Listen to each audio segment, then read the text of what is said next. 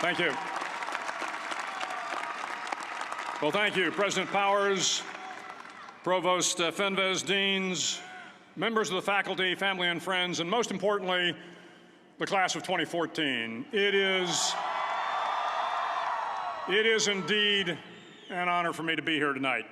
It's been almost 37 years to the day that I graduated from UT. I remember a lot of things about that day. I remember I had a throbbing headache from a party the night before.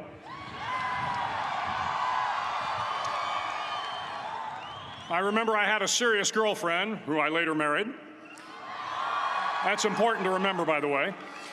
And I remember I was getting commissioned in the Navy that day. But of all the things I remember, I don't have a clue who the commencement speaker was, and I certainly don't remember anything they said. So acknowledging that fact, if I can't make this commencement speech memorable, I will at least try to make it short. So the university's slogan is, "What starts here changes the world." Well, I've got to admit, I kind of like it. What starts here changes the world. Tonight, there are almost 8,000 students, or there are more than 8,000 students graduated from UT. So that great paragon of analytical rigor, Ask.com, says that the average American will meet 10,000 people in their lifetime. 10,000 people, that's a lot of folks. But if every one of you changed the lives of just 10 people, and each one of those people changed the lives of another 10 people, and another 10, then in 5 generations, 125 years, the class of 2014 will have changed the lives of 800 million people. 800 million people. Think about it. Over twice the population of the United States. Go one more generation, and you can change the entire population of the world, 8 billion people. If you think it's hard to change the lives of 10 people, change their lives forever, you're wrong. I saw it happen every day in Iraq and Afghanistan. A young Army officer makes a decision to go left instead of right down a road in Baghdad, and the 10 soldiers with him are saved from a close-in ambush. In Kandahar province, Afghanistan, a non-commissioned officer from the female engagement team senses that something isn't right and directs the infantry platoon away from a 500-pound IED, saving the lives of a dozen soldiers. But if you think about it, not only were those soldiers saved by the decisions of one person, but their children were saved, and their children's children. Generations were saved by one decision, one person. But changing the world can happen anywhere, and anyone can do it. So what starts here can indeed change the world. But the question is, what will the world look like after you change it? Well, I'm confident that it will look much, much better. But if you'll humor this old sailor for just a moment, I have a few suggestions that may help you on your way to a better world. And while these lessons were learned during my time in the military, I can assure you that it matters not whether you ever served a day in uniform. It matters not your gender, your ethnic or religious background, your orientation, or your social status. Our struggles in this world are similar, and the lessons to overcome those struggles and to move forward, changing ourselves and changing the world around us, will apply equally to all. I've been a Navy SEAL for 36 years, but it all began when I left UT for basic SEAL training in Coronado, California. Basic SEAL training is 6 months of long, torturous runs in the soft sand, midnight swims in the cold water off San Diego, obstacle courses, unending calisthenics, days without sleep, and always being cold, wet, and miserable. It is 6 months of being constantly harassed by professionally trained warriors who seek to find the weak of mind and body and eliminate them from ever becoming a Navy SEAL. But the training also seeks to find those students who can lead in an environment of constant stress, chaos, failure, and hardships. To me, basic SEAL training was a lifetime of challenges crammed into 6 months. So here are the 10 lessons I learned from basic SEAL training that hopefully will be of value to you as you move forward in life. Every morning in SEAL training, my instructors, who at the time were all Vietnam veterans, would show up in my barracks room, and the first thing they'd do was inspect my bed. If you did it right, the corners would be square, the covers would be pulled tight, the pillow centered just under the headboard, and the extra blanket folded neatly at the foot of the rack. It was a simple task, mundane at best, but every morning we were required to make our bed to perfection.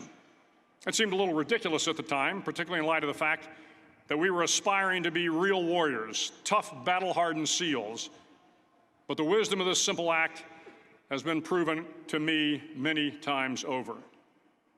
If you make your bed every morning, you will have accomplished the first task of the day. It will give you a small sense of pride, and it will encourage you to do another task, and another, and another. And by the end of the day, that one task completed will have turned into many tasks completed. Making your bed will also reinforce the fact that the little things in life matter. If you can't do the little things right, you'll never be able to do the big things right. And if by chance you have a miserable day, you will come home to a bed that is made, that you made. And a made bed gives you encouragement that tomorrow will be better. So if you want to change the world, start off by making your bed. During SEAL training, the students are all broken down into boat crews. Each crew is 7 students, 3 on each side of a small rubber boat, and 1 coxswain to help guide the dinghy. Every day, your boat crew forms up on the beach and is instructed to get through the surf zone and paddle several miles down the coast. In the winter, the surf off San Diego can get to be 8 to 10 feet high, and it is exceedingly difficult to paddle through the plunging surf unless everyone digs in. Every paddle must be synchronized to the stroke count of the coxswain. Everyone must exert equal effort, or the boat will turn against the wave and be unceremoniously dumped back on the beach. For the boat to make it to its destination, everyone must paddle. You can't change the world alone. You will need some help. And to truly get from your starting point to your destination takes friends, colleagues, the goodwill of strangers, and a strong coxswain to guide you. If you want to change the world, find someone to help you paddle. Over a few weeks of difficult training, my SEAL class, which started with 150 men, was down to just 42. There were now 6 boat crews of 7 men each. I was in the boat with the tall guys, but the best boat crew we had was made up of the little guys, the Munchkin crew, we called them. No one was over 5'5". The Munchkin boat crew had 1 American Indian, 1 African American, 1 Polish American, 1 Greek American, 1 Italian American, and 2 tough kids from the Midwest. They out-paddled, outran, and outswam all the other boat crews.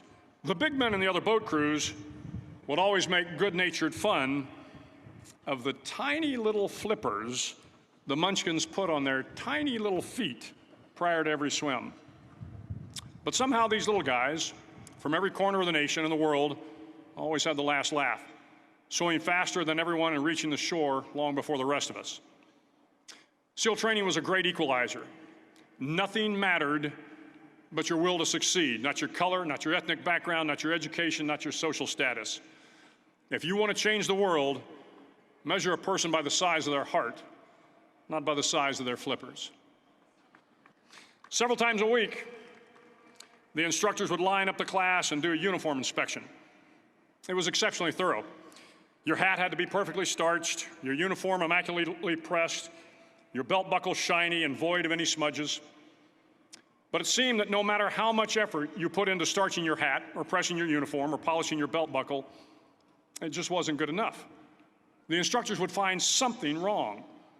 For failing the uniform inspection, the student had to run, fully clothed, into the surf zone, then wet from head to toe, roll around on the beach until every part of your body was covered with sand. The effect was known as a sugar cookie. You stayed in the uniform the rest of the day, cold, wet, and sandy. There were many a student who just couldn't accept the fact that all their efforts were in vain, that no matter how hard they tried to get the uniform right, it went unappreciated. Those students didn't make it through training. Those students didn't understand the purpose of the drill. You were never going to succeed. You were never going to have a perfect uniform. The instructors weren't going to allow it. Sometimes, no matter how well you prepare or how well you perform, you still end up as a sugar cookie. It's just the way life is sometimes.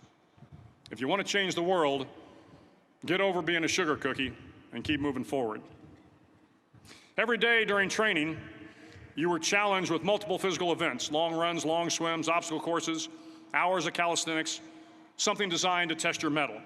Every event had standards, times you had to meet. If you failed to meet those times, those standards, your name was posted on a list, and at the end of the day, those on the list were invited to a circus. A circus was 2 hours of additional calisthenics, designed to wear you down, to break your spirit, to force you to quit. No one wanted a circus. A circus meant that for that day, you didn't measure up.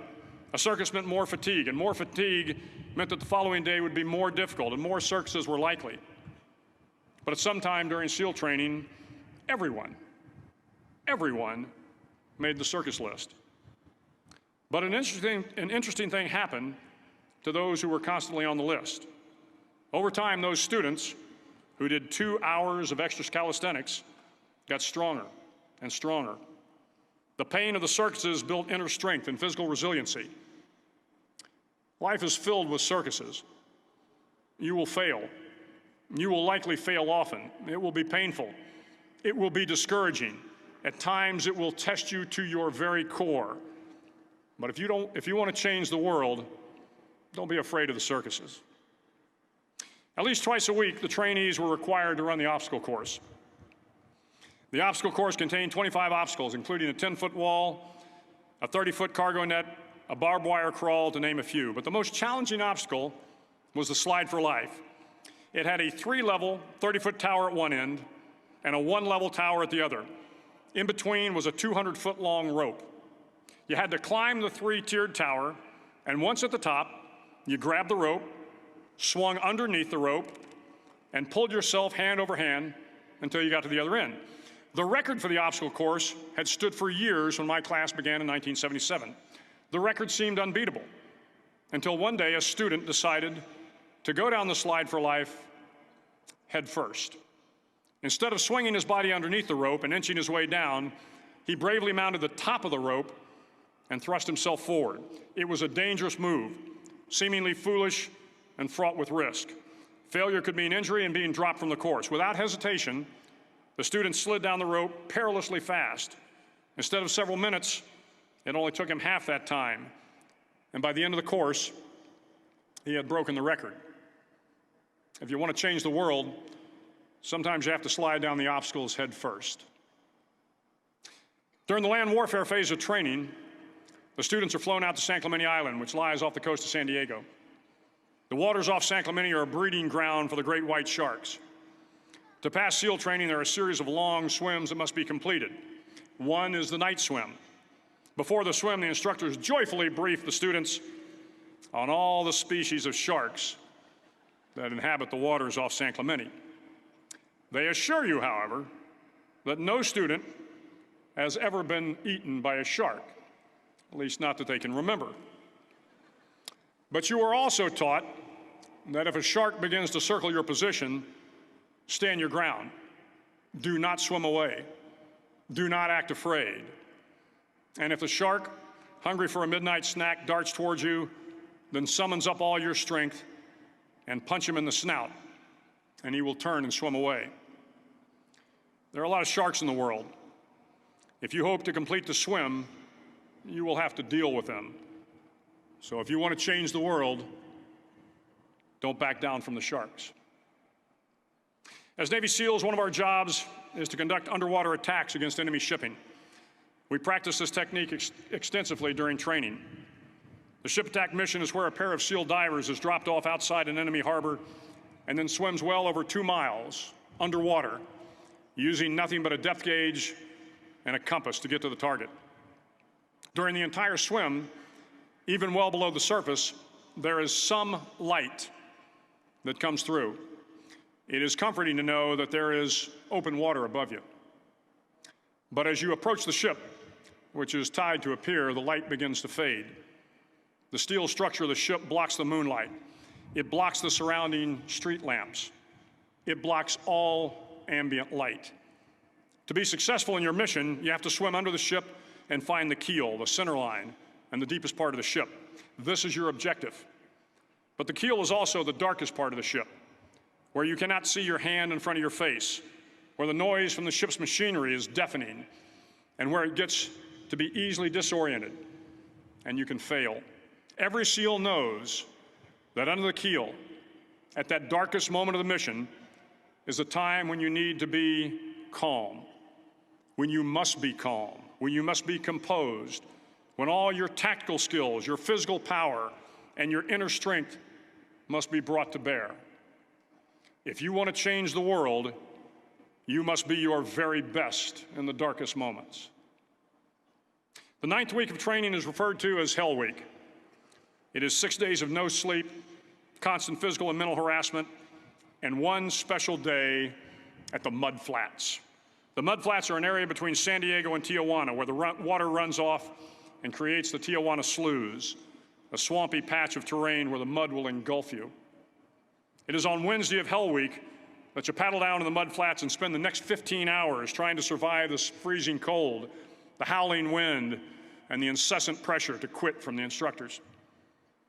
As the sun began to set that Wednesday evening, my training class, having committed some egregious infraction of the rules, was ordered into the mud. The mud consumed each man till there was nothing visible but our heads. The instructors told us we could leave the mud if only 5 men would quit. Only 5 men, just 5 men, and we could get out of the oppressive cold. Looking around the mud flat, it was apparent that some students were about to give up.